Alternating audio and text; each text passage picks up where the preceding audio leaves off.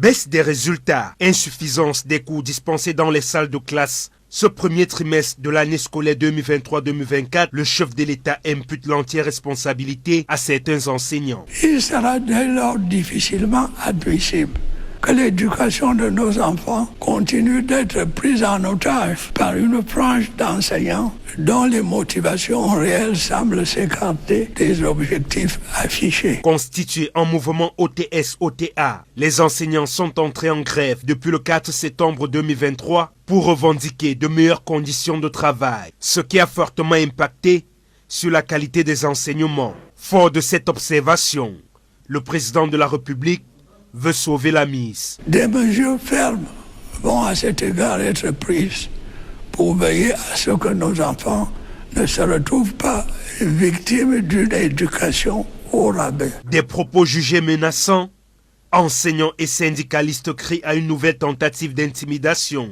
Ceci en vue de mettre à l'écart le problème posé depuis 2 ans. Ce que moi j'attendais du chef de l'État, c'était de donner un feu de route qui va permettre de résoudre le problème. Le président de la République n'est pas prêt à envoyer un policier derrière chaque enseignant. Pour les seigneurs de la craie, l'enseignant ne saurait endosser la responsabilité de la défaillance du système éducatif qui prévoit en ce moment au Cameroun. Ce n'est pas les enseignants qui ont créé les conditions, n'est-ce pas, d'une école au rabais au Cameroun. C'est le système gouvernant. En tout état de cause, rien ne rassure du retour à la normale après la reprise des classes ce mardi pour le compte du second trimestre. Tant que les conditions d'une reprise sereine de l'école ne seront pas remplies au Cameroun, que l'on soit sûr, on fera dans la débrouillardise pédagogique. Dans un communiqué rendu public ce 1er janvier, le syndicat des enseignants du Cameroun pour l'Afrique, SECA, invite les enseignants à faire une trêve de 4 jours pour laisser le temps au gouvernement d'agir.